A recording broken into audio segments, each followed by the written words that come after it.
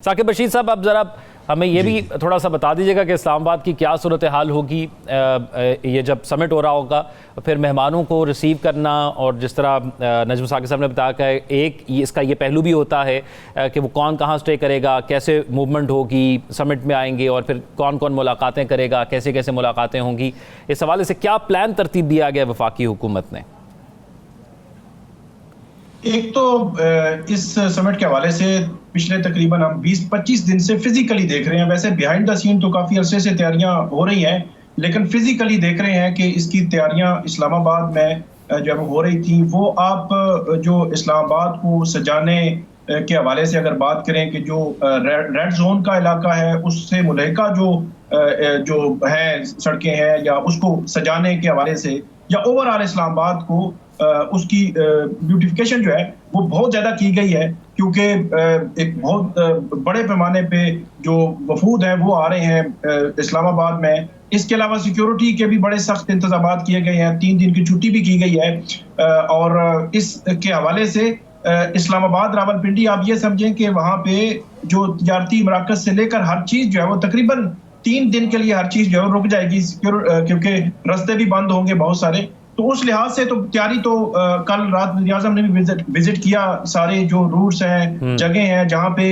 Summit होनी है। आज भी जो है वो आज तकरीबन जो है वो फाइनलाइज वो कर रहे हैं। इसके अलावा जो ये समिट है इसकी अहमियत बहुत ज़्यादा है खित्ते के हवाले से, ख़ास तौर पर अगरचे इसका जो एजेंडा है वो पहले से तय होता है, कोई गैर मामूली आप इसको समिट नहीं कह सकते, लेकिन फिर भी जो मौजूदा हालात हैं उनके तनाजुर में अगर देखा जाए तो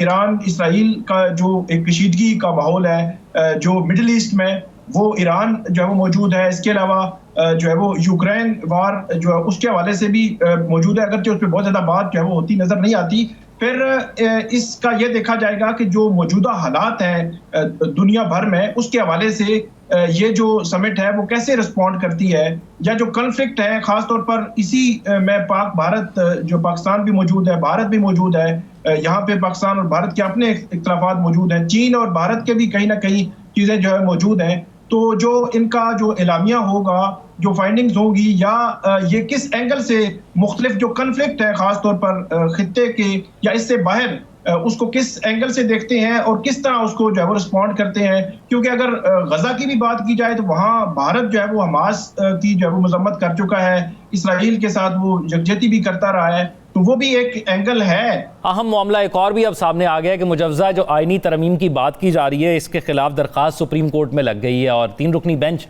उसकी समाअत करेगा। तो उस हवाले से क्या तफसीलात हैं और किस किस की जानिब से ये दरख्वास्तें दायर की गई थी?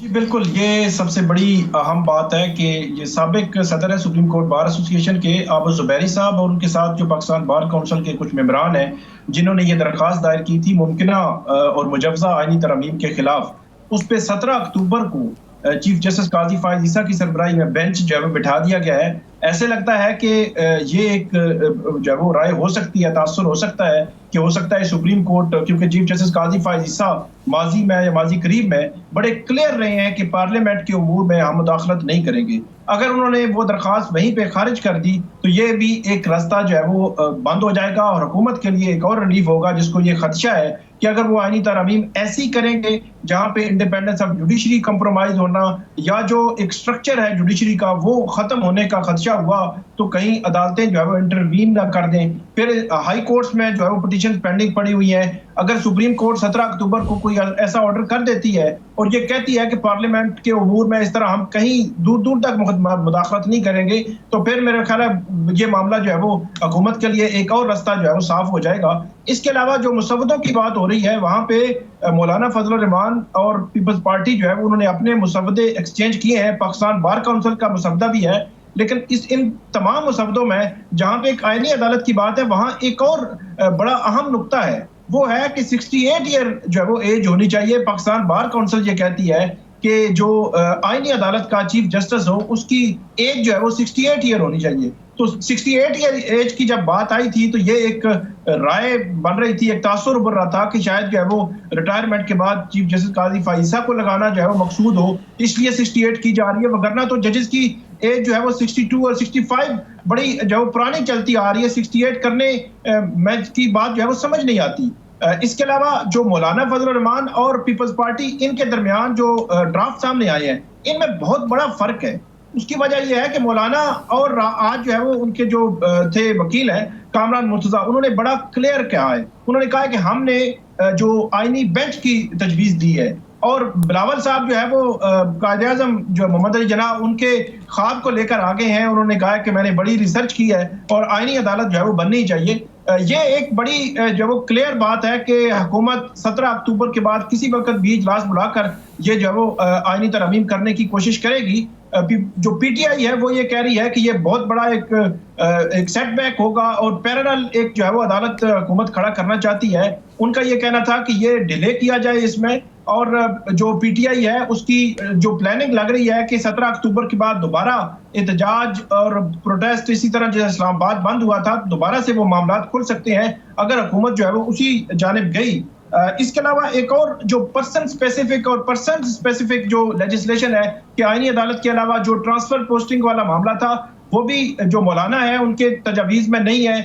मिलिट्री कोर्ट्स वाला मामला जो है वो उनकी तजावीज़ में नहीं है। आर्टिकल 199 से जो बुनियादी हुकूक के कुछ मामला थे, कुछ जो क्लासेज है वो निकालने वाला, वो नहीं है। तो मौलाना और पीपल्स पार्टी की जो दोनों मुसवदे हैं वो आपस में बिल्कुल मिसमैच है। उनको ऐसा करना कोई दरमियाना रास्ता, मुझे नहीं लगता कि दरमियाना रास्ता जो है वो निकल सकेगा। और दूसरी जानिब जो जस्टिस मंसूर अली शाह साहब हैं, उनका नोटिफिकेशन जो है वो लटका हुआ है और 10-12 दिन रह गए हैं। एक वजह जो चीफ जस्टिस काजी फायजी साहब, उनको जो सुप्रीम कोर्ट की तरफ से जो डिनर दिया जा रहा था, उन्होंने कहा कि वो डिनर वो नहीं लेंगे और उसमें 20 लाख रुपए खर्चा आता है, तो वो ये खर्चा जो है वो नहीं करना चाहते। लेकिन दूसरी जानिब ये बात भी की जा रही है कि जब एक आउटगोइंग चीफ जस्टिस डिनर ले रहा है, फुल कोर्ट ले रहा है, तो इनकमिंग चीफ जस्टिस है कौन? अभी तक उसमें क्लैरिटी नहीं है। जो पाकिस्तान बार काउंसिल की जो तजवीज़ है उसमें यह है कि टॉप 3 में से एक चुना जाए। यानी ये लग रहा है कि ऐसा तय हो गया कि मौजूदा चीफ जस्टिस जा रहे हैं, लेकिन अभी ये नहीं तय हो पा रहा, वो नाम फाइनल नहीं हुआ कि उस नोटिफिकेशन पे नाम किसका लिखा होगा। ये साकिब बशीर जी बिल्कुल, वो अमूमी तौर पर ये एमओयूज जब वो दस्तखत होते हैं, साइन होते हैं और उसके बाद फाइलों का हिस्सा बन जाते हैं। असल मामला यही है कि जिस तरह SIFC का जिक्र किया गया कि यहाँ पे जो सरमायाकार आ रहे हैं उनको ऐसा फ्रेंडली माहौल मिले और उसके बाद जो इन्वेस्टमेंट्स वो ला रहे हैं। अभी भी जो वफद था उसमें 50 सऊदी अरब की जो कंपनीज हैं उनके जो ओनर्स थे वो मौजूद थे, 119 अफराद थे। और ये जो सऊदी अरब से वफूद आ रहे हैं इस तरह पाकिस्तान में इन्वेस्टमेंट के लिए, ये पिछले अप्रैल और मई में भी 2 वफद आए थे और इस दफ़ा तकरीबन मतलब 5-6 माह में ये तीसरे जब वो वफद आया है जो इन्वेस्टमेंट्स के हवाले से चीज़ें जो है वो आगे बढ़ रही हैं। तो मेरा ये ख्याल है कि ये एक पॉजिटिव स्टेप है और पाक सऊदी अरब तो ताल्लुकात हैं, वैसे तो हैं ही बहुत जो है वो अच्छे ताल्लुकात हैं, दोस्ताना ताल्लुकात हैं, मजहबी हवाले से भी बड़े। और अब जो इन्वेस्टमेंट्स आ रही हैं, मेरा ये ख्याल है कि उसमें अब उसको अमली जामा पहनाने के लिए पाकिस्तान को अपना भरपूर किरदार अदा करना पड़ेगा और जो यादाश्तें जो दस्तखत हुई है इनको आगे लेकर चलना पड़ेगा। और इसमें सिर्फ जो है वो मतलब पेट्रोलियम से हटकर वो जो बातें कर रहे हैं कि ये तामीरात में भी है, टेक्सटाइल है, पेट्रोलियम है, तवानाई है, ट्रांसपोर्ट है, साइबर सिक्योरिटी है, इसी तरह IT में है। एक और बात थी जो सऊदी जो आए हुए थे सरमायाकारी के वजीर, उन्होंने कहा कि हमें वहाँ पे इलेक्ट्रिक गाड़ियां जो है वो चाहिए होंगी, तो उसके हवाले से भी पाकिस्तान जो है वो वहाँ पे भी इन्वेस्टर पाकिस्तानी जो सरमायाकार है इन्वेस्टमेंट कर सकते हैं।